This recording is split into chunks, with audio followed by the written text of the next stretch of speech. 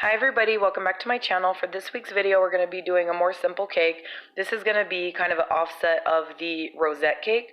We're still going to be doing rosettes, except for instead of using the open star tip, we're going to be using a small shell tip.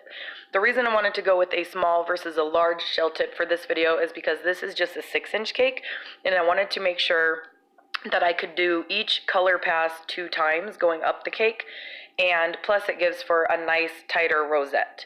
So I have got my colors ombre here, starting with my white, a little bit darker with a little dash of pink, a little more pink, and then for the very darkest color I added some burgundy into my pink and separated them into my piping bags.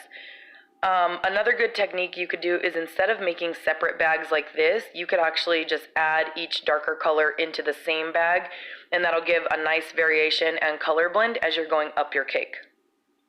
So I wanted to start with my white going up to the top. The first thing you want to do is make sure that you have a firm grip on your piping bag, and you want to make sure that you give it a nice couple twists and hold with a firm grip, because sometimes if you only twist it once, when you're squeezing out that buttercream, it can kind of slip up through your fingers while you're releasing some of that buttercream, and it just causes some of it to come out of the end of the bag, and then it's kind of a mess.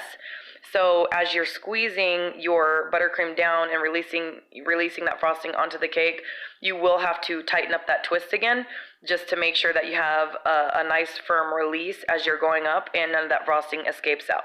So for these rosettes, you want to take it and squeeze it, do a turning motion, and then quickly release at the end, so you have a nice tight rosette. So again, squeeze, pull it around, get to the end, and quickly release and pull back. I am going to get a little bit faster here. I just wanted to give you guys kind of the starting point of how to do this.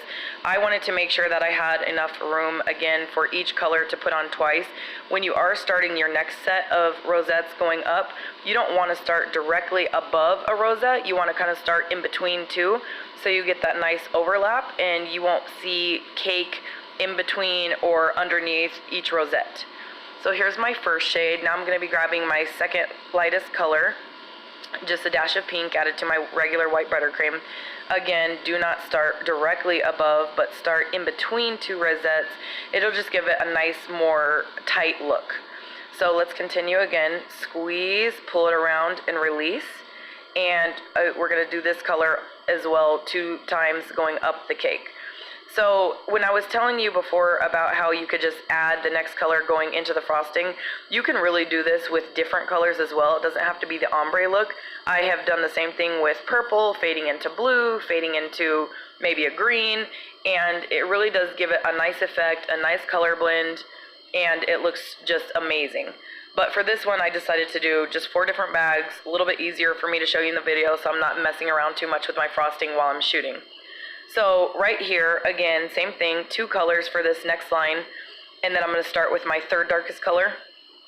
So for my third darkest color, I wanted to kind of calculate a little bit, because I think that it looks a little bit better when it's overhung the top a little bit, so that way when you're putting your darkest color on, it kind of pushes into it.